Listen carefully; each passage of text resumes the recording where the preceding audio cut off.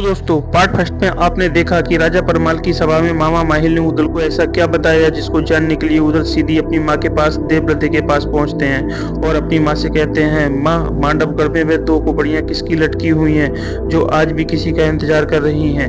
तो माँ इस बात को नकारते हुए कहती है, उदल ऐसी कोई बात नहीं है और उन खोपड़ियों से हमारा कोई भी रिलेशन नहीं है।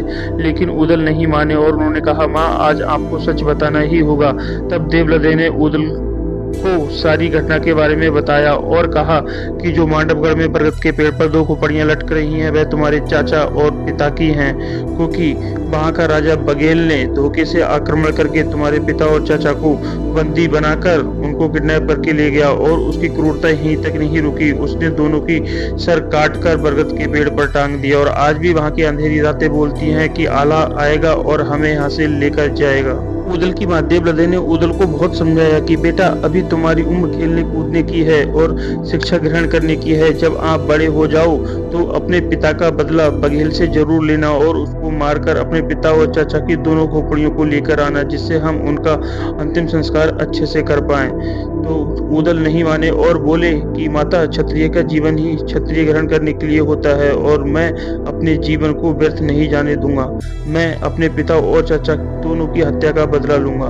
उदल की माँ देवव्रत ने उदल को बहुत समझाने की कोशिश की, लेकिन जब उदल नहीं समझे तो वे अपनी बहन मल्लना के पास गईं और उनको सारी घटना के बारे में बताया।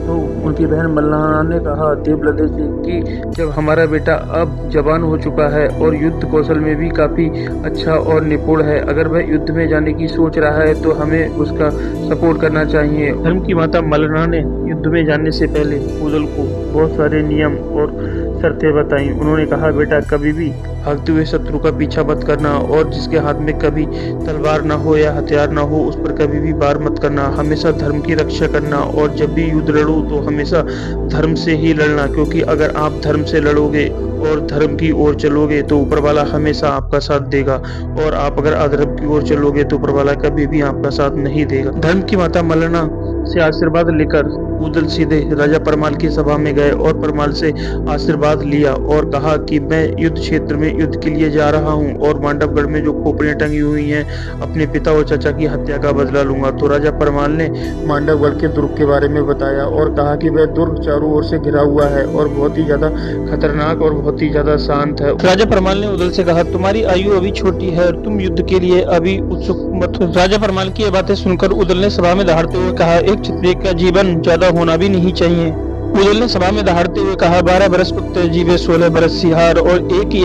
क्षत्रिय का जीवन 18 वर्ष से ऊपर नहीं होना चाहिए। यानी कि 12 वर्ष कुत्ता जीता है, 16 वर्ष सियार और एक अच्छा योद्धा और क्षत्रिय का जीवन 18 वर्ष से ज्यादा होना भी नहीं चाहिए। राजा परमाल की सभा में उदल की यह बातें सुनकर पूरा राज्य चकित रह गया और सब हर्षोल्लास के साथ में तालियां बजाने लगे और उदल की जय जयकार करने लगे और कहने लगे, उदल एक महान योद्धा है और उसे युद्ध में जाना चाहिए और हम उसका सभी सपोर्ट करेंगे। यह सुनकर सभी लोग बहुत खुश हुए और सभी ने उदल की बहादुरी की तालियां बजाई। राजा परमाल की आज्ञा लेकर उदल अपने चारों मित्रों के पास पहुंचते हैं, आला, ब्रह्मा, ढेबा और मलखान के पास। पांचों ने मिलकर एक योजना बनाई कि हम मांडवगढ़ के दुर्ग में कैसे प्रवेश करेंगे। उस दुर्ग में घुसना तो असंभव है क्योंकि वह बबूल के बड़े बड़े पेड़ों से ढका हुआ है और पूरे जंगलों से भरा हुआ है और दुर्ग की इमारतें इतनी बड़ी बड़ी बनी हुई हैं कि उसमें लोहों के बहुत बहुत बड़े गेट लगे हुए हैं। उस दुर्ग में बिना किसी योजना के प्रवेश करना वर्जित है। तो हम उस दुर्ग में किस तरीके से प्रवेश करेंगे। पांचों मित्रों ने अपना दिमाग लगाया और फिर उन्हें एक आइडिया सूझा। उन्होंने कहा कि हम पांचों मित्र बाबाओं का भेष धारण करेंगे और योगियों के भेष में हम जाकर मांडवगढ़ में प्रवेश करेंगे। हो सकता है कि हमारी ये योजना सफल हो। पांचों मित्र अपनी माओ के पास आए और अपनी माओ को देखकर उन्होंने प्रणाम किया। पांचों मित्रों की माँ उन्हें पहचान नहीं पाई। फिर उन्होंने अपना परिचय दिया और कहा। पांचों मित्रों ने अपनी माँ का आशीर्वाद और राजा परमाल का आशीर्वाद लेकर युद्ध के लिए रवाना हो गए। पांचों मित्रों ने योजना के तहत सभी लोगों ने, राज्य के लोगों ने उन्हें बधाइयां दी और युद्ध के लिए रवाना किया। सभी अपने अपने घोड़ों पर सवार होकर युद्ध के लिए आगे बढ़ने लगे और वह जा पहुंचे मांडवगढ़ के उस दुर्ग के पास में, जहां पर उन्हें मिला बबूलों से भरा हुआ एक जंगल जो बबूल के बड़े बड़े पेड़ों से ढका हुआ था। उन्होंने वहां पर डेरा डाला और अपनी सेना को वहीं स्थापित किया। रात में सभी लोगों ने योजना बनाई और योगियों का वेश धारण करके लोगों ने रात काटी और सुबह होते ही वह मांडवगढ़ के राज्य में जा पहुंचे। मांडवगढ़ के राज पर एक सेनापति खड़ा था। उन्हें देखकर उन्होंने प्रणाम किया। सेनापति ने उनसे परिचय पूछा और कहा, आप लोग कौन हैं? उदल ने उन्हें परिचय दिया। कहा, हम लोग योगी हैं और अपना भिक्षा मांगने के लिए आए हैं। तो सेनापति बोला, यहाँ पर किसी भी योगी की एंट्री नहीं हो सकती। फिर सभी लोगों ने आग्रह किया कि हम आपके राज्य को घूमना चाहते हैं। सेनापति ने कहा, आप लोग यहाँ पर कितने समय तक रहोगे?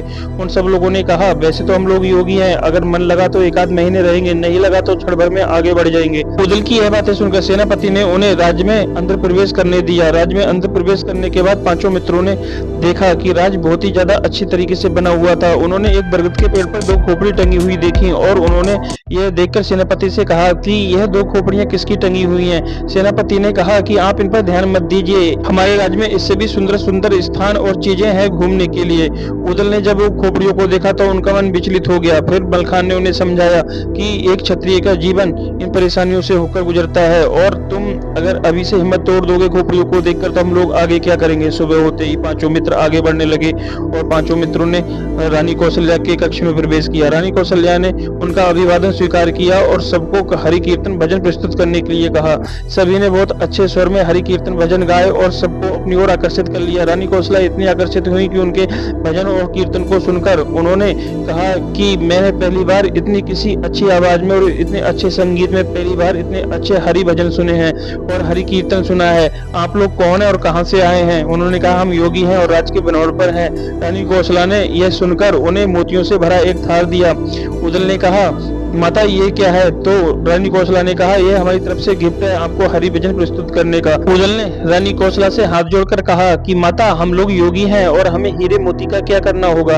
हमें हीरे मोती से क्या लेना देना? हमें अगर आप कुछ देना ही चाहती हैं खुश होकर तो अपने राज्य का भ्रमण करने दीजिए और हम आपके राज्य को घूमना चाहते हैं। माता कौशल्या ने खुश होकर उनसे कहा कि आप हमारे राज्य में जब तक चाहें जब तक रह सकते हैं। उदल के वचनों से प्रभावित होकर माता कौशल्या ने उनसे कहा कि आप हमारे राज्य का भ्रमण कर सकते हैं और अगर कोई परेशानी होती है तो हमें बताएं। आपको हमारे राज्य में कोई भी परेशानी नहीं होगी और आप हमारे राज्य का अच्छे तरीके से भ्रमण कर सकते हैं क्योंकि हमारा राज्य काफी अच्छा और काफी मजबूत है।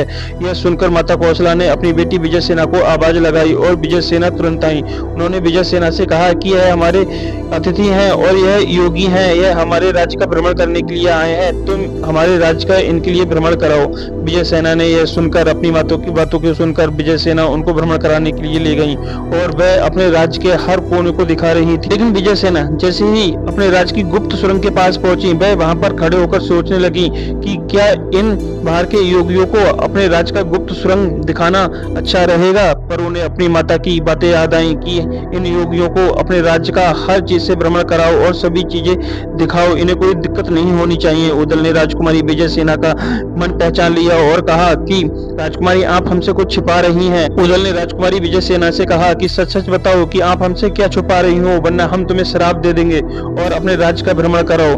राजकुमारी ने उदल से कहा कि आप कोई योगी नहीं हैं, आप सब लोग ठग हैं और मैं आपको बहुत अच्छी तरीके से जानती हूँ कि आप लोग योगी के भेष में हमारे राज्य में आए हुए हो और आपका ऐसा क्या काम पड़ गया जो आप योगी का भेष बनाकर हमारे राज्य में आए हो। राजकुमारी विजय सेना की बातें सुनकर उदल चकित रह गए। उदल ने राजकुमारी विजय सेना से कहा कि आप हमें कैसे जानती हो? विजय सेना ने कहा कि मैंने अपनी सहेलियों की शादी में आपको देखा था, आप तो महान योद्धा हो और महोबा के राजकुमार हो, आपकी वीरता के गुणगान बहुत ही ज्यादा सुने गए हैं, हमारे राज्य में कैसे आना हुआ?